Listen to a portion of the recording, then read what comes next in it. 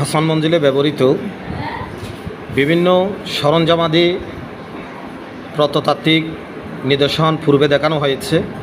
এখন আমরা যে দৃশ্যটি দেখতে পাচ্ছি, নবাবদের কাছে মেহমান আসলে যে ঘরের মধ্যে খানাপিনা দেওয়া হতো ওই ঘরটি আমরা এখন লক্ষ্য করছি। অনেক সুন্দর থালা বাসন সাজিয়ে রাখা হয়েছে। মেহমানদের জন্য ব্যবহৃত চেয়ারগুলো যদিও তখনকার নয়, এটা তৈলচিত্র থেকে নেওয়া হয়েছে।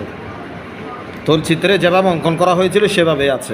যুদ্ধের সময় ব্যবহৃত বক্ষস্থান ও শিরস্থান লৌহ, যেটা সৈনিকদের কার্যক্রমের জন্য ব্যবহার করা হতো। তৎকালীন সময়ে সংরক্ষিত হাতির দাঁত আমরা দেখতে পাচ্ছি। তৎকালীন সময়ের যুদ্ধে ব্যবহৃত বিভিন্ন রকমের নিদর্শন এবং দ্বিতল ভবনে যাওয়ার জন্য সুন্দর একটি সিঁড়ি আমরা দেখতে পাচ্ছি।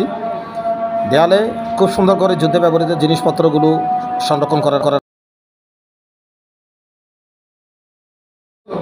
নবাবদের ব্যবহৃত কিছু নিদর্শন, নবাবদের ব্যবহৃত পোশাকাদি এবং নবাবদের ব্যবহৃত বিভিন্ন রকমের জগ, পিকদানি, কেটলি দেখতে পাচ্ছি আমরা।